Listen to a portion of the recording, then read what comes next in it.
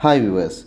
So in this video, let's look at how to organize Kubernetes resources. In a previous video, we looked at some of the basics of getting started with Kubernetes, and we introduced things like pods, deployments, replica sets, and so forth. For the purpose of this video, we'll be creating a pod, and then we'll try to organize the resources within Kubernetes server to see how well we can be organized, so that when we grow and have many resources within our Kubernetes clusters, we'll be much more organized in a way to fetch details and so forth. So that's what the purpose of organizing Kubernetes resources is in the first place, a very important thing. Right. So as I said, for the purpose of this particular video, we'll be working with pods, but in general, you will usually work with higher level abstractions such as replica sets, and even more higher level abstractions like deployments, as we looked at in the previous video as well. All right, so first let's look at what is a pod and why in the first place you need a pod. And so what gets deployed within a pod is a container, and why can't we just work with containers and so forth, and why Kubernetes introduced a pod concept. Now in a Kubernetes cluster, you can have like multiple nodes or worker nodes, which is part of the Kubernetes cluster, and within this cluster you can have pods within different nodes and so forth. And within this particular pod, now let's say this pod 1, you can have two containers. Now this is container 1, this is container 2, and maybe a similar containers, actually container 1 and container 2, running in a different pod, may have a setup like this. So containers, actually it does application isolation, right? So when it comes to having containers, you can isolate the applications dependencies and so forth. Then usually we will find a pod having just one single container, but that doesn't have to be that way. But I would say it's not usual, but you can also have multiple containers within a pod, because a pod in general is conceptually, it's like a machine. Even though this is the physical machine, this entire thing, this box, this particular small box that you see is a virtual machine. So in Kubernetes world, that pod will have its own IP address and so forth, and everything that you do within that is like you do things within a machine. So simply saying container C1 can communicate to container C2 in local with localhost and ports and so forth. So it doesn't have to use a separate IP address and so forth. It can just use the loopback address 127.0.0.1 for example, to communicate with this other container. So you in a typical application, sometimes there can be related containers as such. So in a way, you can put such containers in one particular pod. So it's you that who have to decide whether you need to have multiple containers running in a pod or not. So to determine that, you need to see whether what makes sense for these containers to run side by side in a single pod. So should these containers be scaled together? Now for example, so in this case we have this pod 1 and this pod 2. So we have two replicas of that. When you have two replicas of that, we have two replicas of the C1 and C2 in this entire cluster. So is that a requirement for you? If that is a requirement, then you need to think about having these containers together in a one single pod.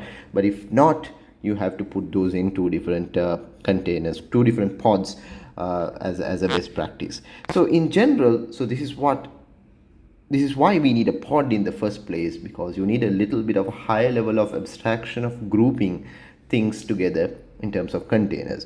Now when we have like multiple pods or multiple other resources, it doesn't have to be pod, like deployments and replica sets and so forth.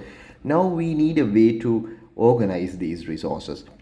For example, you can have like many pods within a node and within this cluster and so forth. How do you know that out of these pods, out of these different pods, which ones are in production, which ones are in QA state, and so forth. That's one simple example I took. But let's say you can also have organizations such as, this entire cluster, let's say, is being used by multiple teams. Then team A might want to know all of their pods and just make sure that they see those things, and also maybe just isolate those things in a virtual manner, and team B should not bump into those pods that belongs to team A, and so forth. So there needs to be a little bit of an organization in that sense, so you can understand the requirement, right?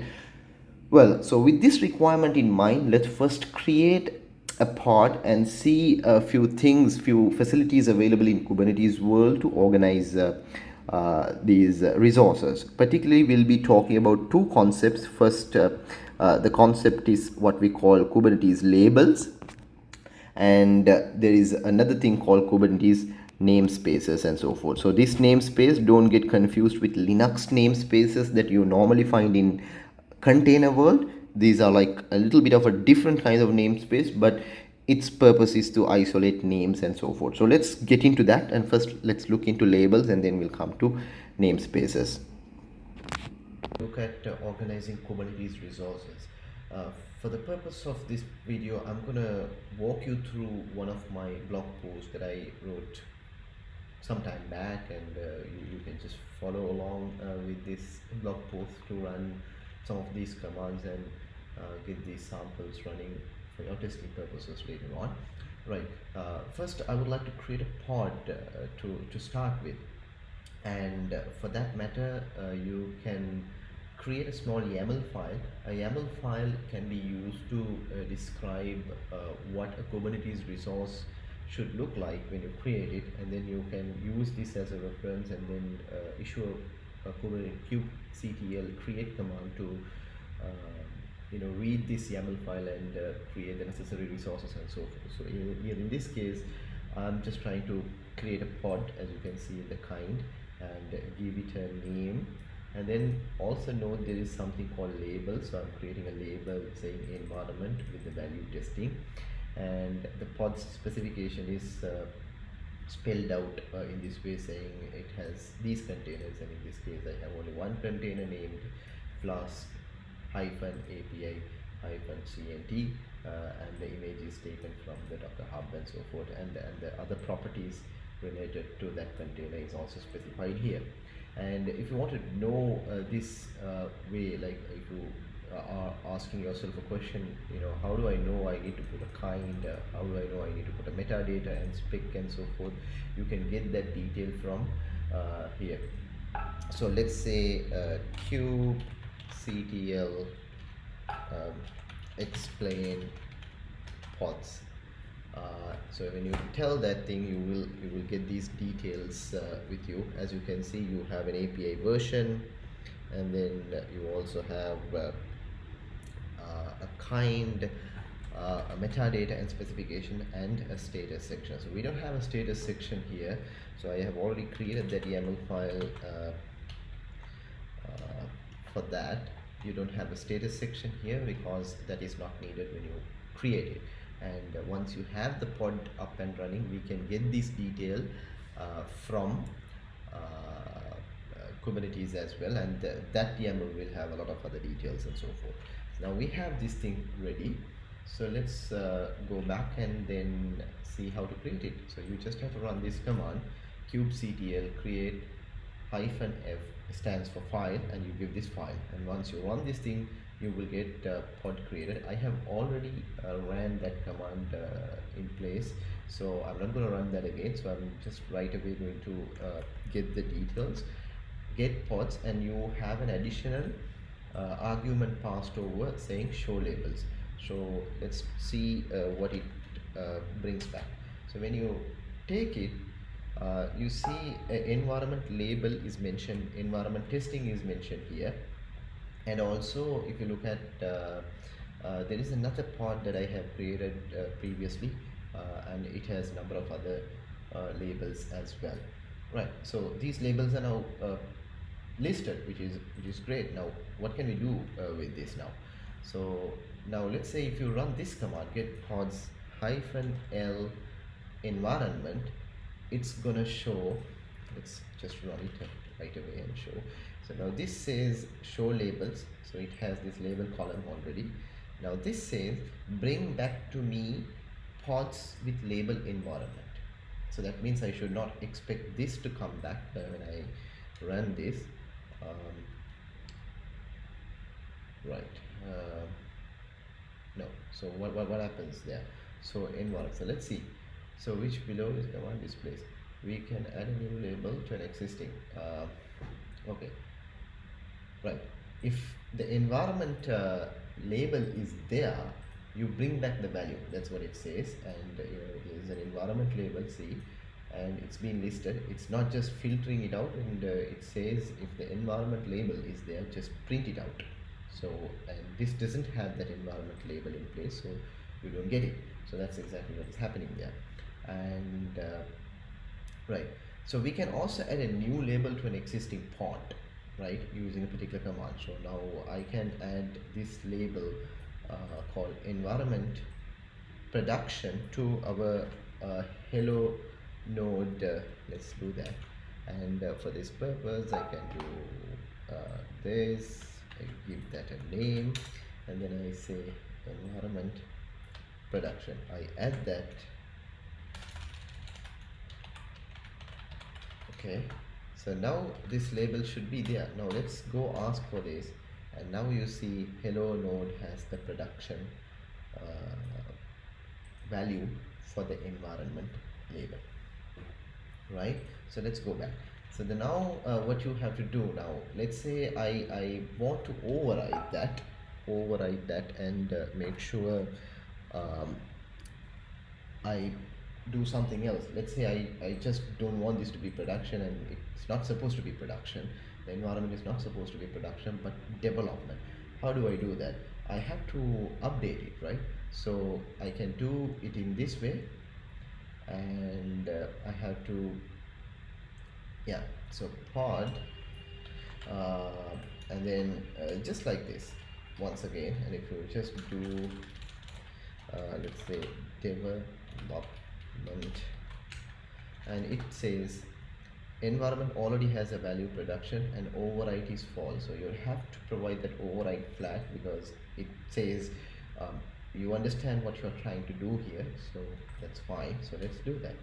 So then I need to add this override flag, and if I do that, I have it. So then if I go back and ask for the environment, now you see that as development. Okay, so that's there. And yeah, so now that's fine. So if I want to fetch pods based on labels, so you can use this to say, okay, I want the environment label. Based on environment label, I want to fetch it and so forth. So I'll do this. You have the environment label already, so in both, so you get both of those. So remember this capital L or the uppercase L is not actually filters that, it's the lowercase l. Uppercase L will just bring it back. Okay, so then if I want to get everything from testing, I just do this, and I should in this case only get one, because this is the one that is in testing environment and so forth, right? And fine. So then if I just go back for anything that doesn't have an environment variable, environment thing, now for that let's use a different label. Let's see, this has the label called app, so let's find out anything that doesn't have app label, right? So for that we can use this command. As you can see, an exclamation, you can see that, right? So now in this case you don't have it because both the pods have environment label. So let's say app. If you do this thing, you get Flask API pod, because it doesn't have that app label in place, right? And so I can also ask for all the pods that has the environment label with value testing and production. So we should only get this because it's the one that has testing. There's nothing in production yet, right? So you get that. Or you can now say development. In this case you should get both, as expected. You get both, right? So this is very useful, right? So once you have these labels, you can fetch the pods accordingly. But it's not just that, you can also make sure you certain pods get scheduled to certain nodes if those nodes have labels. So this label concept is not just for pods, you can assign that for other resources as well. There are certain resources that you can't attach a label to, but those that you can attach a label to, then you can operate on that on various circumstances. For example, a node can have a label, and then you can say my pod needs to get deployed into any node that has this label, or any node that has this label pattern and so forth. Then those pods will get scheduled into that. So that's about labels. So it's a very good organizing mechanism that Kubernetes provides. So next let's talk about namespaces. So if you're coming from XML, C++ type background, you would realize a similar concept in those technologies as well. So namespaces are a way to avoid symbol name collisions. So in larger projects, you may have to have similar names for various types of objects and resources. So namespaces make that process a bit easier, because if you have the same name in two different namespaces, those will be seen as two different things. So in Kubernetes as well, you have this namespace concept serving the same purpose. So in Kubernetes, let's say in a typical Kubernetes cluster, you can have like a lot of people engaging, and they can have same types of pods with same names and so forth. So this can become a nightmare if there are no way to handle that in a more meaningful way. So namespaces address that problem exactly. So let's see what kind of situations and how exactly you should create namespaces and group resources under those namespaces should happen. So these are few examples that I have listed down here, so you can come up with your own reasons as well. So you can maybe have namespaces based on functions of the components and so forth. If in your Kubernetes cluster you have services and containers related to, let's say, analytics, you can call it an analytics namespace, and a business logic component or backend components, you can call it a backend namespace. Front-end components, you can call it a front-end namespace and so forth. If you want it to go by that way, you can do so, or else you can maybe even have namespaces for different environments. So you can have multiple namespaces intermingled as well, so that's also possible. So in terms of namespace environments, as I mentioned previously, you can have certain resources grouped under maybe testing namespace, maybe production namespace and development namespace and so forth, so that you can easily filter out those namespaces and even isolate certain operations that you can perform on those resources and so forth. You can also have namespaces for various migration strategies. Now, when you have these different services and containers, and you will probably have to do certain upgrades and roll out new changes, right? So in such cases, in this modern cloud native container-native world, you need to have a seamless way to roll out these changes without affecting any downtime, or even considering smooth rollouts and doing even experiments and so forth. So there are various strategies to do that. One example is what we call as blue-green deployment and so forth. So you can have namespaces for such scenarios as well. It's like just a new environment, but you have a separate deployments for those up-to-date versions of it, and in case something happens, you can just wipe out the entire namespace so that you get rid of the relevant resources within that namespace and so forth. So these are the advantages you bring with namespaces. Maybe you can also have namespaces for teams, as I mentioned previously. So you can also do that for labels, do that with labels, but namespaces are much more kind of official and like a better way of kind of isolating these names to avoid naming conflicts and so forth. So you can have namespaces for teams like, you know, front end team, back end team, and so forth. So different kinds of things can take place. You can also have namespace for resources and access control. Like you can have resources for admins, resources for different types of utilizations, and also maybe CPU cores like resources, like real resources in terms of physical and virtual allocation of memory and CPU and so forth. You can do that way. So you can see the existing namespaces using getNS. So let's do that. So kubectl get namespace. You should be able to see the available namespaces. So all what you get is like there is a default namespace, and there are a set of namespaces named kube, node, lease, public system, and Kubernetes dashboard. So those are the ones that actually come out of the box with Kubernetes deployment. And probably you can guess some of these namespaces are used for Kubernetes specific resources and so forth. So you don't have to mingle with that most of the time. You shouldn't try to kind of avoid that as much as possible. Right. So for example, we can see what are those resources that's available on the kube system namespace. You can just do this. Look how we are fetching that details. You just ask for all the pods in this particular namespace, so it won't just return everything and so forth. So you see Kubernetes API server, Minikube, proxy, the control manager, scheduler, and all those things are running in the kube system namespace. Right, so -n default is the default. So if you use this, it is as if you have actually used this. So you should see the same.